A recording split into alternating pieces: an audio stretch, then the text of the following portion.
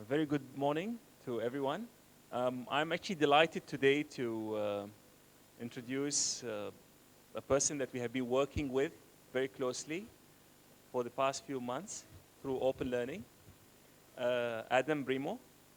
So Adam Brimo is the CEO and the co-founder of Open Learning, through which we are offering our massive open online courses. And he is with us today at Taylor's. He'll be with us for 2 more days. And today he's talking to us about the subject of entrepreneurship from the point of view of creating your own job. The reason I invited specifically the group of students who have shown the entrepreneurship flair, and also the graduates who did not find the job that they are looking for because it does not exist, and they literally have to make the job themselves. So Adam is going to talk to us about creating your own job and also his experience as an entrepreneur. So without further ado, I would invite you to welcome him warmly. Thank you very much. Cool. Well, thank you very much, Mushtaq. Can everyone hear me? Okay, great. So I'm just going to go through a bit of my experience in life so far, and I guess what made me think about starting my own company and how I ended up actually doing it. And there's a few little funny things along the way.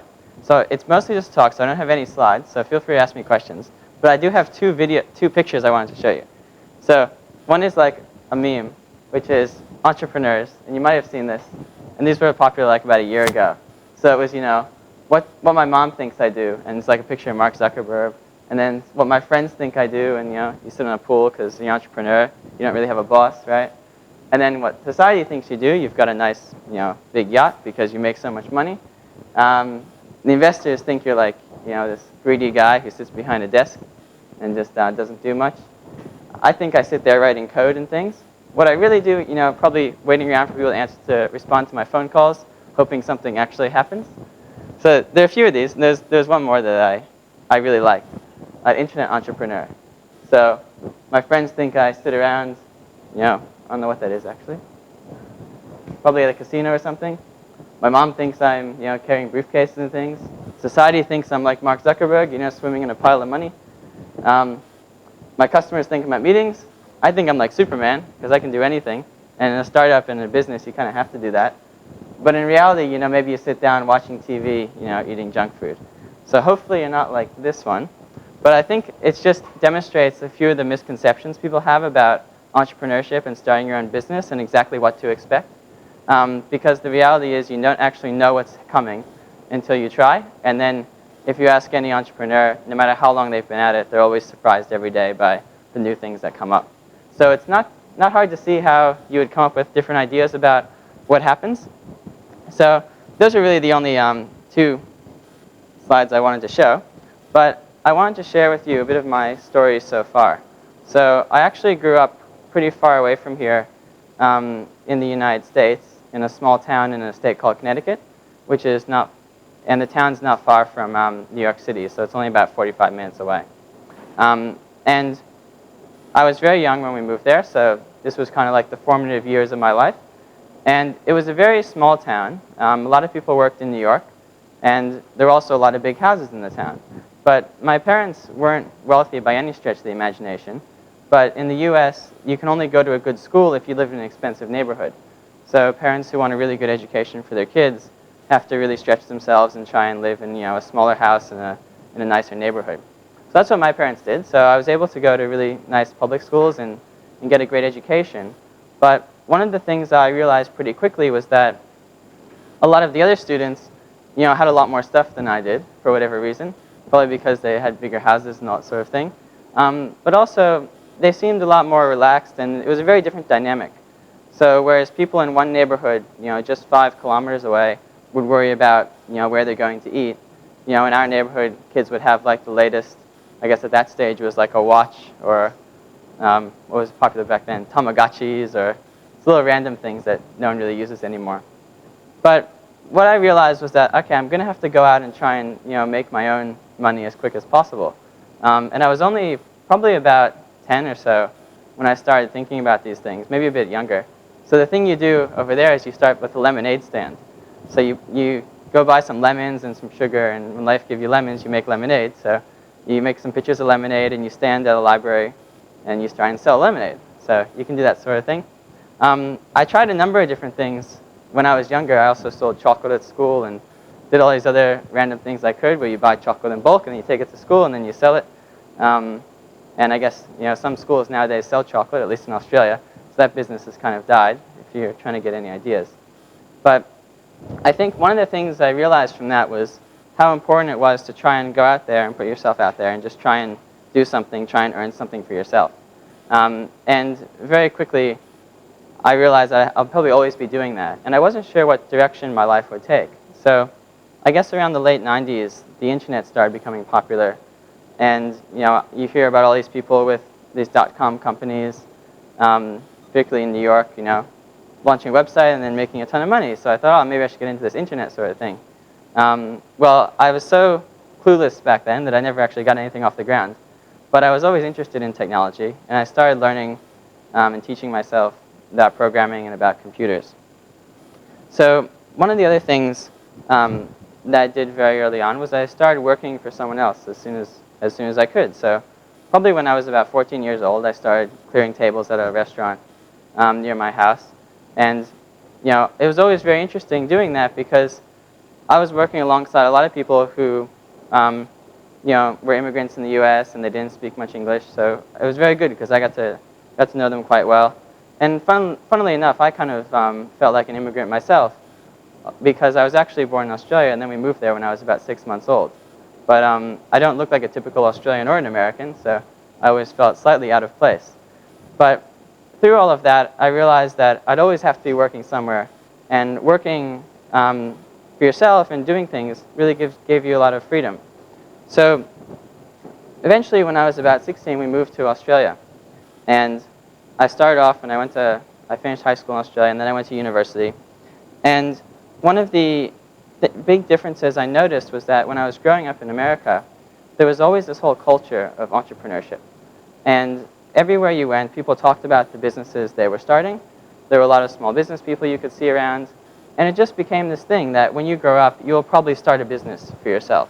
It was just like an expectation. When I came to Australia, the expectation was slightly different. It was that you'll go to university, and then you'll go out and you'll get a job. And then you'll try and go out and you'll try and get the best job you can, and then you kind of relax. Because the lifestyle is great, the weather's nice, and there's not really much else you want to do. So that was a very different experience for me. And through university in Australia, I had so many opportunities. And there's so many jobs that I was able to do. So I was able to work in an investment bank for a bit, and I was able to try and do freelance web development. So I made websites for other people and charged for that. So that was my first taste of like an actual business.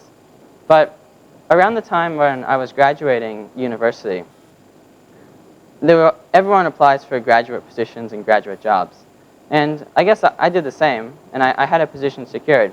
But then something happened towards the end of my university where that kind of changed my thinking around it. So I always knew that I wanted to start a business, like a startup. I wasn't sure what it was. I studied software engineering and arts at university, so I could make websites and applications and all that sort of stuff. And then there's such a great job market, so there's always lots of things to do. But I always thought starting a company and starting a real business is something that I'll probably do eventually. It's not something that I do immediately. I always thought that I'd have to go out and work, for 5 or 10 years, build up my reputation, save some money, and do all that sort of thing, and then go out and start something.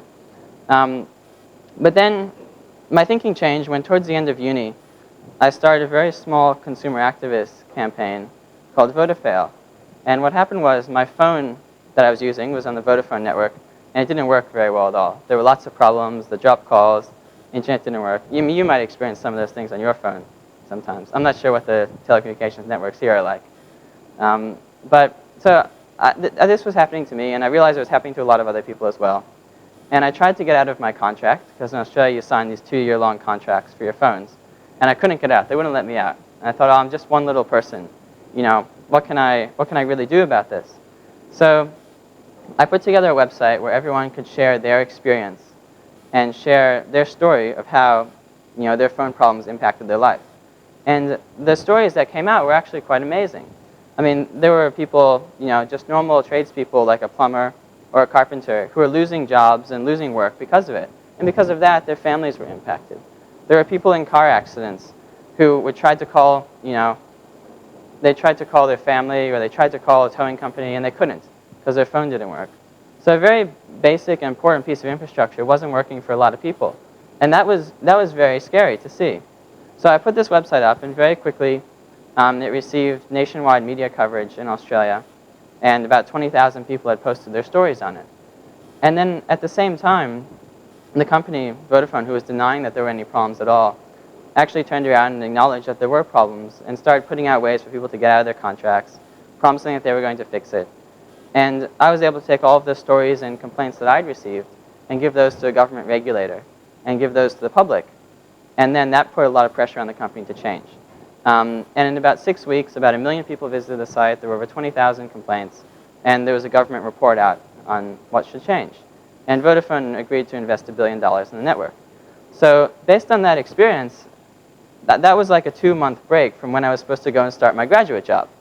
So I thought to myself, this was so exciting. I learned so much from this very short experience. And I was able to make things better for so many people. And I thought, surely if I could do that on this scale, then I can start a business and I can make a difference in people's lives that way as well. And I think that's when it really clicked for me, that you didn't have to be extremely wealthy. You didn't have to have a ton of experience. You didn't have to even know a lot about the industry. But if you have a real problem or you see a real problem in society that you really care about it and you really want to make a difference in those people's lives, then that passion, that dedication, and the ability for you to teach yourself using everything you've probably learned at university and in high school is really enough to get you going. And it doesn't necessarily, ensure that you're able to deal with the challenges ahead, but it helps prepare you. So that was one of the big things in my life that I quite realized had changed.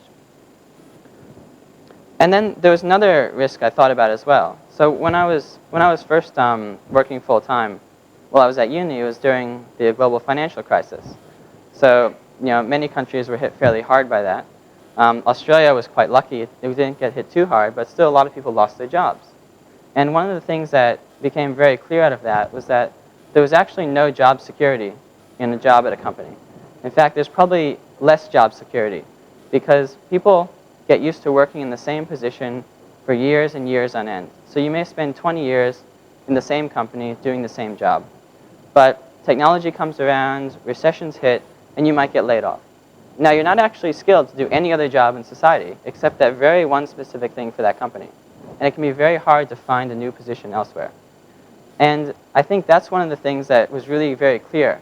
Particularly, we're seeing that in the US at the moment, where a lot of jobs no longer exist because of technology, because of the internet. And that the internet has created new positions as well, but those people aren't skilled enough to fit them. So what you really see is that there's a whole plethora of jobs there that people hold that they are scared to death to lose, but they feel like they have some sort of job security. And I realized that if I stayed in the company I was at, and if I continued working and continue with a career in, say, software engineering or in finance or whatever I was interested in, there's a good chance that you could actually be in the same position for a very long time, and then one day find that you can't do anything else. So although it seems like going out and getting a job provides job security, it can actually be quite the opposite, which was quite amazing to see. So then, not long after that, one of my professors at university came to me with an idea and with something he'd been working on about how to improve education for people around the world. So he put his lecture videos up on YouTube, and about 2 million people watched them around the world. But he was always devastated that he couldn't give them the actual experience of taking the course. So they'd watch the video on YouTube and they'd think, oh wow, this was really exciting. It was really, I really learned a lot. But Professor Richard's ideas in his courses was that you have to go through a shared experience together. You have to help each other out. You have to solve problems together. And that's not something you can do by watching a YouTube video. You don't know who else is watching it or what else they're doing. So together, we put together a platform, we hired some people, we raised some funding, and we launched Open Learning. And that experience has been quite phenomenal because it hasn't been easy by any stretch of the imagination. And there are many times along the way where you think, I don't think this thing will work, or I don't think we'll be able to do something in time, or I don't think the customers will like this or want to use it. And then when a customer starts paying for it, you think, wow, why are they paying for it? Is it actually providing that much value to them? So you're kind of in disbelief the whole time as well when things do work out. So and that's been about a 2-year process for me. And I guess we're at the stage now where there are tens of thousands of people around the world using Open Learning, and they do enjoy it. And many of you have had different experiences with it as well. And one of the things that's been able to do very effectively is to kind of bring people along with them on this learning journey. So when there are challenges you face in the courses, when there are things that you want to learn, you can try and find people who are in a similar situation. And you can go through that process together with them. So education for us is really one of these extremely important things where you can actually touch many people's lives. But there are many businesses like that. And I think one of the amazing things that you'll see anywhere, if you look around in society, and I do this all the time, like you just look at something very small, like the wheel on these desks. And you think, how did that wheel get there? And it probably turns out there are like 50 different companies that manufacture different components and are part of the supply chain. And all of these things had to come together for that wheel to get on that desk right there. And you realize that there are all these sort of businesses along the way. And the society is full of them. So the job of an entrepreneur, I guess, is quite interesting because you're trying to create something that wouldn't exist otherwise. And if you weren't there, it probably wouldn't be there, or it wouldn't be as good. And having that sort of impact on the world is quite amazing. Whether it's something huge like providing a vaccine for a disease that no one's come up with yet, or something as simple as providing wheels and chairs or cars. Like all of these things are required, and it's really down to entrepreneurs to build those. And I think one of the things that kind of gets lost when you look out in the world at all these big and successful companies, like you see Google and Microsoft and Intel, like all of these huge companies doing a lot of amazing things. And it's easy to forget that at one point they start off as just 1 or 2 people with an idea trying to get stuff together. And if you look back at their journeys, you'll see that no matter how far along the road they were, it always seemed like things wouldn't work out. And then they've managed to pull through. So I guess that's really one of the most important things I see is that when you're going out there, and there are just a few other quick slides I have as well. So there are 4 challenges that you might face when you start your own thing. And they're not just challenges that you'll feel personally. They're challenges that kind of society puts around you as well. Because not every society is really welcoming to people who go out, take the supposed risk, and start their own thing. So I can't take credit for these 4 things. My battery's up. But they came from a speech by Robert Kennedy in the 1960s. And he was speaking about the challenges you face by going to public service. But actually, an entrepreneur is kind of like a public service as well, because you're creating so many jobs and opportunities. But the first challenge is futility. And what that means is thinking that there's nothing you as an individual can do to change things, to start a company, to get something out there. That it must require so many people and so much effort that there's no way you could overcome that. And that's not true, because if you look at most great endeavors, they're really driven by a few dedicated people who really push through the odds, and they really persevere even when things look like they're not going to work out. And you can do that too. The other is expediency. And that means that you must wait before you do things. That you must work for 10, 20 years. That you must do something else before you're able to start a company, or before you know what to do. And I think that's quite false, because a lot of times in life, the best way to learn is to actually do something, to put yourself out there, and to actually take the risk of not knowing what's going to happen, but putting yourself in a situation by being confident enough that you can overcome anything that gets put in your way. And the other is timidity. And I guess what that means is being scared of what other people might think. When you go out there and start a company, there are always going to be people who say, it's been done before, something else is better. Why have you ever thought, why don't you just go get a job? You're never going to make that much money doing this thing, and there's so many great job opportunities. But all of that's false, because everyone who's ever done anything will tell you about the long list of things that stood in their way, where there were people saying they couldn't do it, where there were challenges in the economy and the environment, with employees, with themselves, things they had to overcome. Oh, that's a shame. My laptop has died. But the last one is comfort. And I think that's probably the biggest one in most of the high-income countries around the world. And I think it probably applies to you as well, because you are quite lucky to be in these surroundings at this university. And the idea of comfort is that you get too used to the way things are for yourself. You get in a stage where it's just too easy to continue working in a job, getting a good salary, or at least a decent salary, and eating whenever you feel like. You have a car, you have a house, all those sort of things. It all leads to a level of comfort that's very hard to give up. And people are very scared to risk that. And I think in society there's also a stigma in some cases of people who do risk that, who do things on a smaller scale, on a smaller budget, so that they can pull through. And I think that's something you should never worry about. And that you should really think that anytime you have comfort, that you have to step out of that comfort zone. And that you have to go out and not just take the job, but you have to create your own job. And I think you can all do that. And a lot of what I've found is that the experiences you have along the way, whether at university, whether working jobs that you think might never lead anywhere, all of those things come together. And if you go out there and start your own thing, you'll be quite impressed by what you can achieve.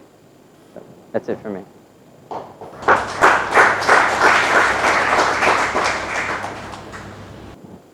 Any questions? Yes. I just want to ask: is it necessary for anybody who want to pursue entrepreneurship, to have something like a business degree or business studies? Because I'm thinking there's a lot of stuff that we cannot handle, like for example the economic recession or natural disasters, and I think you have to know the skills how to handle your business along these obstacles. So I mean, not in business studies, but I'm not sure if I can handle those kind of obstacles if I want to start a business. Well, I think one of the things you quickly realize is that whenever you try and start something, there are going to be so many different areas that you have to be across, whether it's economics, accounting, engineering, science, cleaning. Someone has to clean the office, right? So all of these things you could, study for a few years. But I think what's important is that you're really open to learning them yourself and just trying things out. And it's okay if you make mistakes along the way. So you don't need to have any particular degree. Many people don't have any degree. But I think you'll find that if there's one thing that you do well and you build a business off of that, you'll quickly discover that you can actually learn many of the other things. And part of that learning process is what makes it so valuable.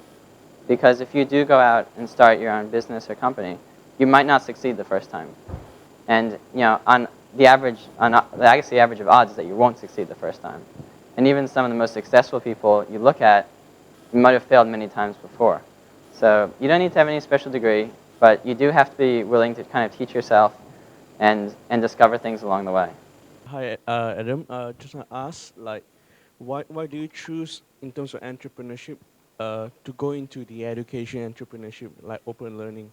Maybe another question, if you could share with us behind the name of open learning, why do you choose specifically to name your platform open learning? It would be an interesting story, I guess.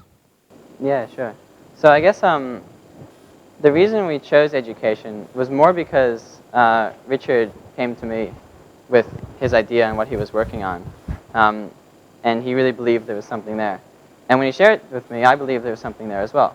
But I think education in general is one of the few extremely important, I guess, industries of the next few decades. And that if you look at everything in society, a lot of it can be traced back to education and a good education. So if you look at countries who are trying to increase opportunity for everyone, if you look at companies that have low productivity and they want to increase the productivity, like if you look at health challenges people face, everything kind of relates back to teaching someone how to do something. And there are very few pervasive industries like that. So education is extremely important in that regard. And also the opportunity for you to do good while actually having a business is quite phenomenal. Like a lot of times you think that you have to make this choice between making money and then doing something useful. But I guess one of the great things about an entrepreneur is you can actually do both at the same time. You provide a really valuable thing to society, and if it's valuable, then some people will pay for it. But with open learning specifically, one of the things that is very important to us is that this idea that you can teach these free courses for free, and any individual can do that, because that means that you're actually spreading education to people who can't afford it. And I've read a lot of stories and heard a lot of people in open learning courses like that. In terms of the name, it just made sense, I guess. It's like trying to come up with a name for a company or a startup is always very difficult, because a lot of times you're like trying to make up names, like make up words, and then you see if the website's available, and it's not, so you got to make up another word, or you remove some letters. So that's why you get names that don't actually mean much, like Twitter. Like before Twitter wasn't really anything people thought about. So open learning, the name just made sense. Open learning is actually also a style of teaching. So if you go on Wikipedia, you'll see there's actually an open learning way of teaching things, and then there's open learning us. So it kind of made sense to us. A question I have for Adam is this: the way you describe your story and how you met Professor Richards and how it got into open learning, the image in my head is that, and how you describe the number of vendors required to put the wheels on the table or a chair, the image I have is that money is flowing all around us. It's a matter of positioning yourself in a place where some of the money flow through you, in a way, right? You happen to be in a position where you got the idea of open learning through Prof. Richards, and you position yourself in a place where some money could flow through you. Now, for some of our students who wanted to start some of these things, how would you advise them to find the position to stand on? So open learning wasn't the first thing I did. So although a lot of the, I work with Richard and we have a number of other people involved, a lot of it is when you start with an initial idea, things actually change very quickly beyond that. So when you first go out and try something, you think, this is the best idea in the world. As soon as everyone sees this, they'll just love it. But you actually realize that there's many of things to do when you start a business or create a new product. And a lot of that comes from working with your customers and all of that. So you start with one idea, but it can kind of transition very quickly. And I think one of the best ways to come up with, I guess, a new idea, or to see where you might fit in that value chain, is if you look around you in your life and the problems that you encounter, you just think of different ways you could solve them. Or you go out there and you speak to people in businesses, speak to your fellow students, and you just see how they do things, what problems they encounter. And if you speak to enough people, you'll start realizing trends.